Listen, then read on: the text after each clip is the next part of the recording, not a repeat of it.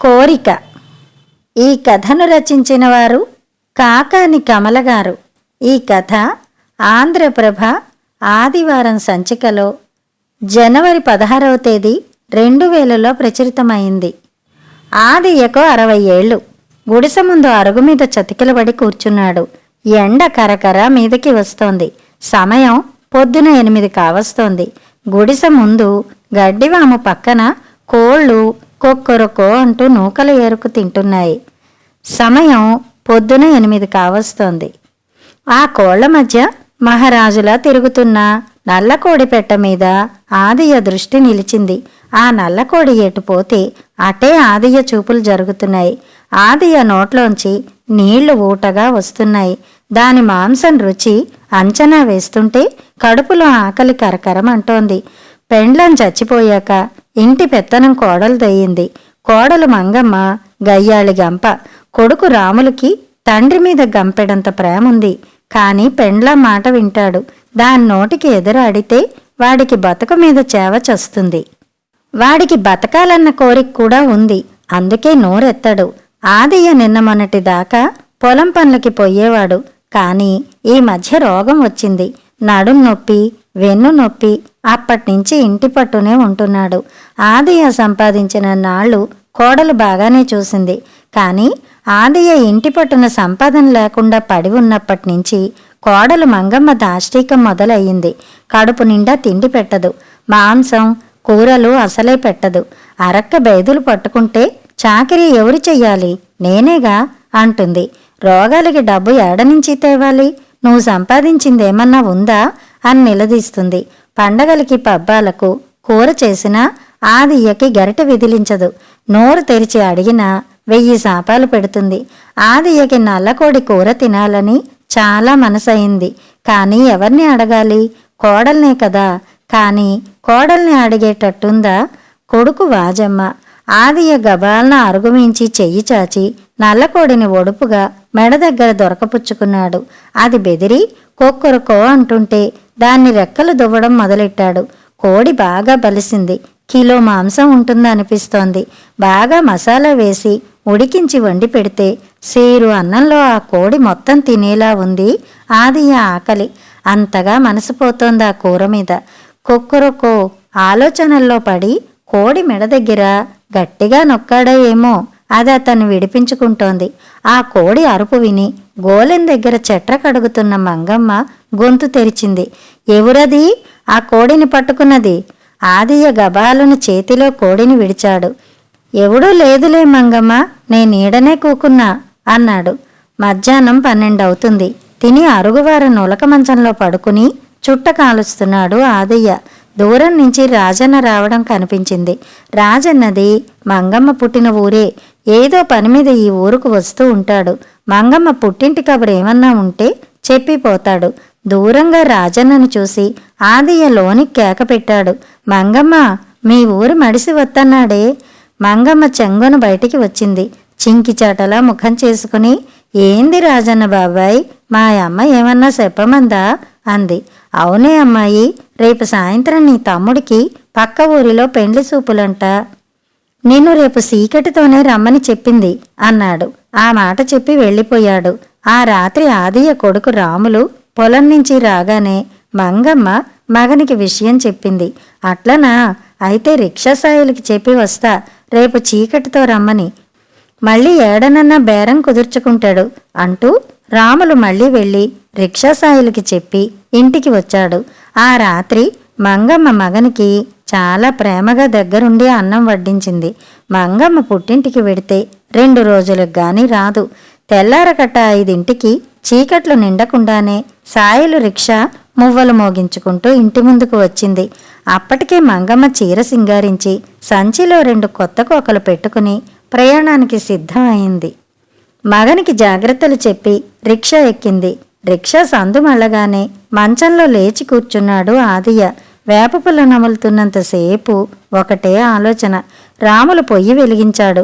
ఎసట్లో బియ్యం పోసి పెరట్లోకి వచ్చి కుక్కెం ఉన్న వెదురుగడతో మునక్కాయలు తెంపుతున్నాడు. ఆదియ్య కొడుకును అడిగాడు. ఏం వండుతున్నావురా రాములు? ఎండు చేపలు, ములక్కాడల పులుసు. అంతేనా? అంతేనే, ఇద్దరమేగా. ఒరే రావులు, ఇట్రా బిడ్డ. ఏందే నాయనా, చానాళ్లుగా నాకు కోరికుందిరా, చెప్పు నాయనా. ప్రేమగా తండ్రి కేసి చూశాడు. రాములకి తండ్రి అంటే వాళ్ళ మాలిన ప్రేమ. కానీ పెళ్ళం నోరు గెలవలేక తండ్రిని పట్టించుకోడు. ఈయాల మన నల్లకోడిని కోసి కూర వండరా, నాకు మహా కోరికగా ఉంది తినాలని. వామ్మో, నల్లకోడినే? దాన్ని కోసామంటే నీ కోడలు వచ్చినాక నన్ను సంపుద్ది. దాన్ని అమ్మితే 40కి తక్కువ రావు. సంతకి తీసుకుపోవాలనే దాన్ని మేపుతోంది నీ కోడలు. వాజమ్మ, ఆ సంగతి నాకు తెలుసురా. అట్టదానికి భయం పడ్డానికి నీకు సిగ్గుగా లేదంట్రా. ఉంది, కానీ దాని నోరు ముందు గెలవగలనా? నువ్వంటే ఆపేచలేక కాదు నాయనా. నిజమేనంట్రా? నిజమేనే. అయితే నాకు ఆ కోడికూర తినాలనుంది. నీ పెండ్లం నా మాట సాగనియ్యదు, అందుకే నిన్ను అడుగుతున్నా. అది కాదే, అదొచ్చి నల్లకోడి ఏదని అడిగితే పోయింది, ఎవరో పూసలోళ్ళు ఊళ్ళోకి వచ్చుంటారు, మేతకపోయిన కోడి తిరిగి రాలేదని చెప్దాం.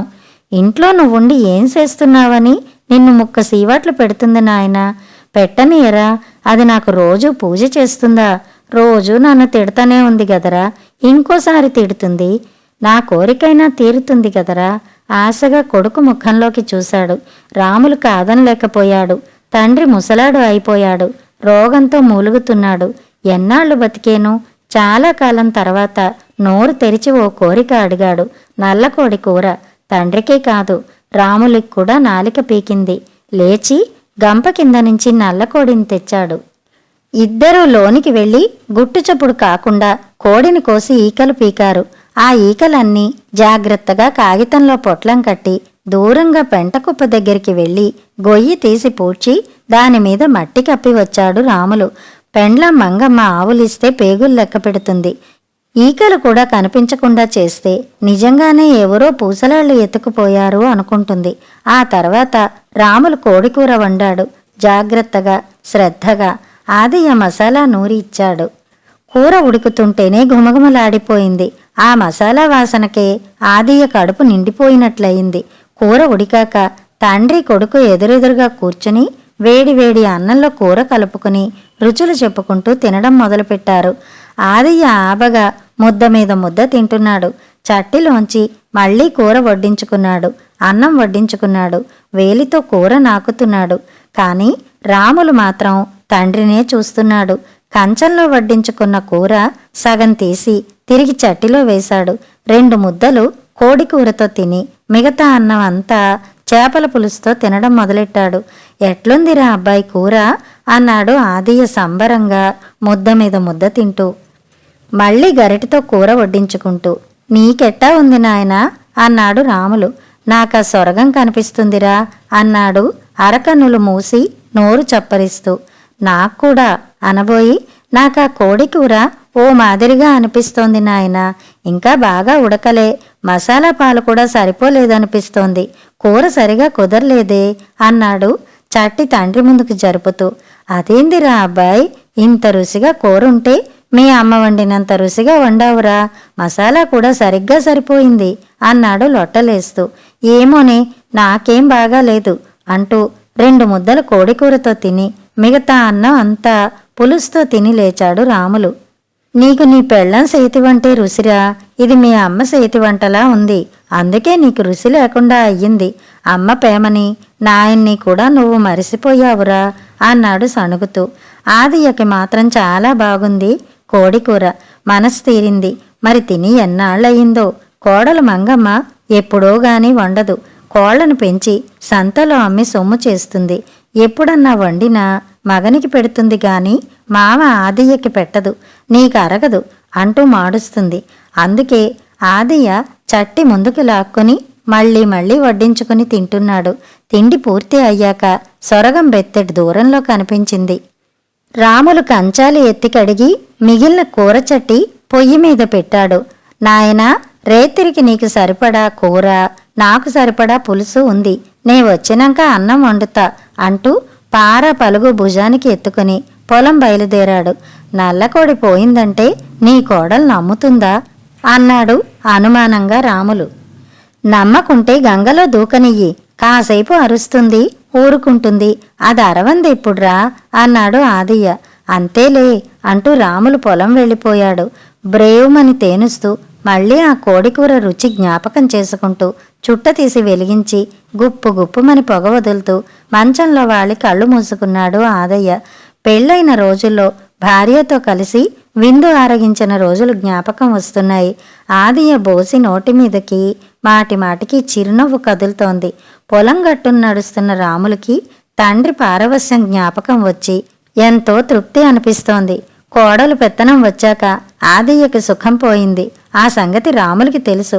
కడుపు నిండా తిండే కాదు, మనసుకి సంతోషం మరిచిపోయాడు ఆదియ్య. మంగమ్మ గంపగయ్యాలి, అందుకే తండ్రిని మర్చిపోయాడు రాములు. జ్ఞప్తికి పెట్టుకుని చేసేది లేదు. మంగమ్మ ఇల్లు తగలబెట్టి సంత చేస్తుంది. అందుకే తండ్రి కోడికూర అడిగితే కాదనలేకపోయాడు. నిజంగా కోడికూర చాలా బాగా కుదిరింది.